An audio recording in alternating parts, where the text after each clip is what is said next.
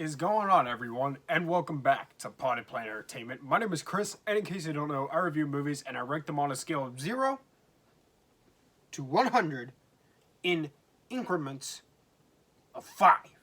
Today, sorry, I'll stop being cringy. I swear, don't leave. Don't click away. Don't. Sorry, I'll stop. Today, we're going to be talking about Jurassic World Fallen Kingdom. I've already reviewed every other Jurassic Park movie, including Jurassic World Dominion. So this will be my last review for the Jurassic series. Unless maybe one day I decide to revisit the first one, which I probably will. But here we are. Jurassic World Fallen Kingdom. I saw this one in theaters, and I came out of it feeling very mixed. The next one or two times I watched it, I liked it better, but upon rewatch, I actually think I like it a little bit less than I did the first time I saw it. And that's really just because my knowledge of film has grown since this movie came out about 4 years ago. So let's talk about it. So Jurassic World Fallen Kingdom came out in 2018, and it stars Chris Pratt, Bryce Dallas Howard, Rafe Spall, Justice Smith, Daniela Pineda, and James Cromwell. And it was directed by J.A. Bayona. And this movie, the volcano on Jurassic World Island is going to erupt. It's going to kill all the dinosaurs. And so there's this big debate. You know, people are like marching with their picket signs and stuff, and they're like, "Hey, save the dinosaurs!" Because yay. And other people are like, "Nah, bro. This is nature correcting its course. Let it happen." Right? And so Bryce Dallas Howard and Chris Pratt, they go on a mission to go rescue the dinosaurs, but they get double crossed, and stuff happens. They try to free dinosaurs from people who are trying to sell them, and that's Jurassic World Fallen Kingdom. Jurassic World 1 is really the only movie in this trilogy that I enjoy.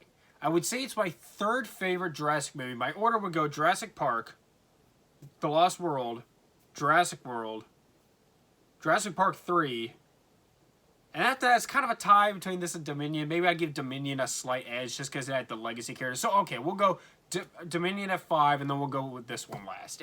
I don't hate this movie, but it's just, it's not that great.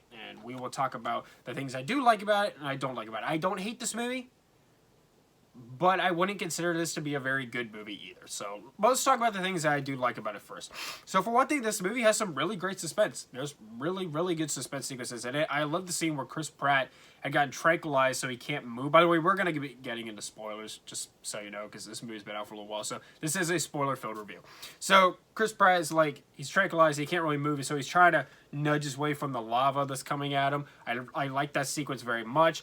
I love the T-Rex cage scene, where they're trying to get Chris Pratt and Bryce Dallas Howard are trying to get the T-Rex blood, and they're in the cage, and Chris Pratt jumps through the mouth. That was really cool as well.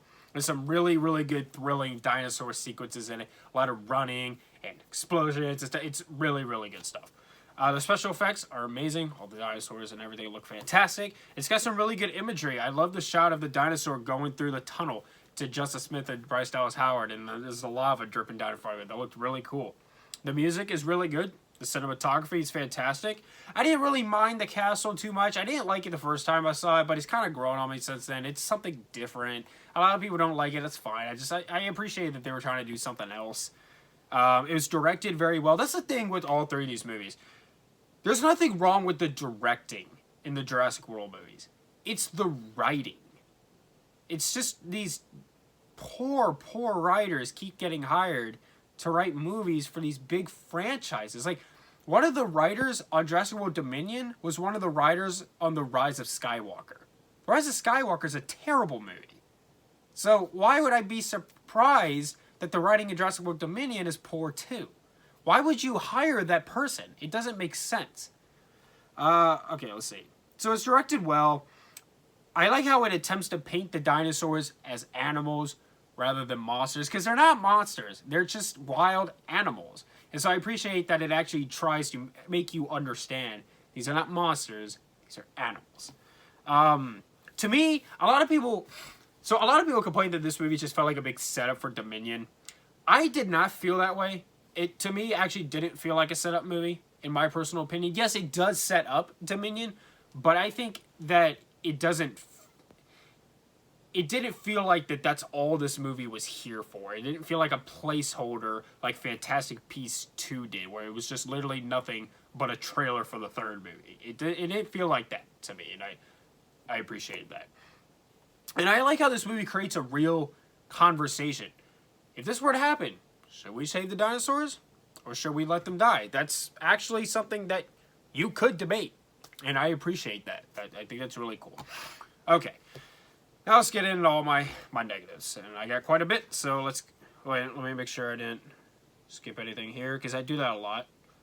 I did not skip anything. Okay, cool.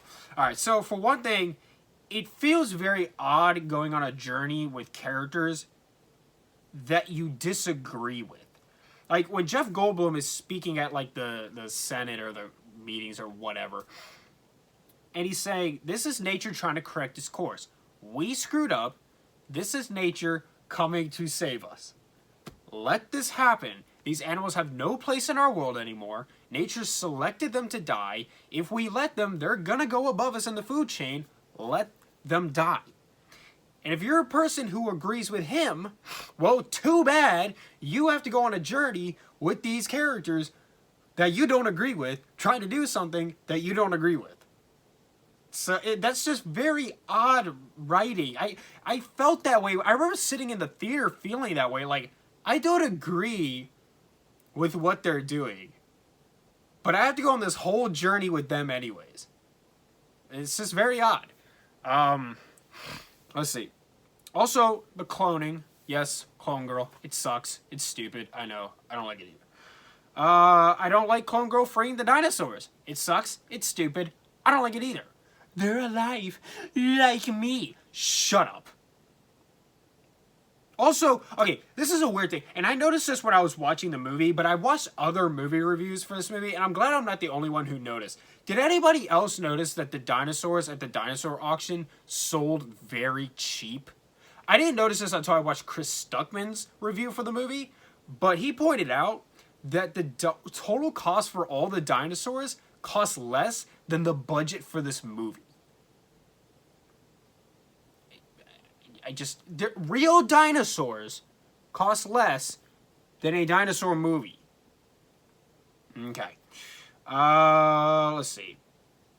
I also didn't really like the smiling Indoraptor. In the scene where it smiles in the cage when the dude's trying to take his tooth, yeah, it's pretty cartoony. There's also too much CGI. I feel like there wasn't enough real practical stuff. Jurassic World Dominion does do a lot of practical stuff, and I appreciate that, but these first two Jurassic World movies, not so much. I don't understand why there would be a gate to the open ocean attached to the giant water dinosaur pen. Whatever the name of the dinosaur is, the giant water one that eats the Indominus Rex at the end of the first movie, there's this big gate that, like, opens up so the submarine at the beginning of the movie can go in there. Why would that gate exist? Why would there be an option to let that thing out into the open water? Whose idea was that? Who's stupid enough to put that there? Okay, let's see. Okay. Now, this one I might be wrong about. So, if I'm wrong about this, correct me in the comments. But, all the dinosaurs are supposed to be female, right? But the plan, the villain's, like, fake plan, which, by the way, he's a crappy villain. But one of his plan that he tells to Bryce Dallas Howard is that they're going to save one of 11 species. Like, one dinosaur from 11 species. But if it can't reproduce, what's the point? Like, are you going to, like, take its blood, like, in its DNA so that you can make more and put it on this sanctuary island? If that's your plan, I guess that makes sense. But even then, it would be an old dinosaur boning a very young dinosaur. So that wouldn't really make sense unless he made multiple. Then I guess that could work. But he didn't say that. He just said one of 11 species. And so I'm like, well, what's the point of that if it can't reproduce? You only got one of them. And they're all female anyways, aren't they? I mean, yeah, some of them could change genders. But I think in Jurassic World they cleared that up, didn't they? So, I don't know. That didn't really make sense to me. But if you have an explanation for that, educate me in the comments. I'm open ears. All right, let's see. I don't understand why the tranquilizer darts didn't work on the Indoraptor. It's just, they don't work. And it's weird. It's like the Indominus Rex. Nothing works on it, and I don't understand why. Why would you even have these weapons if they don't work? Let's see. It also brings back weaponizing the Raptors, which was like the worst thing from the first movie. So why they brought that back, I'll never understand.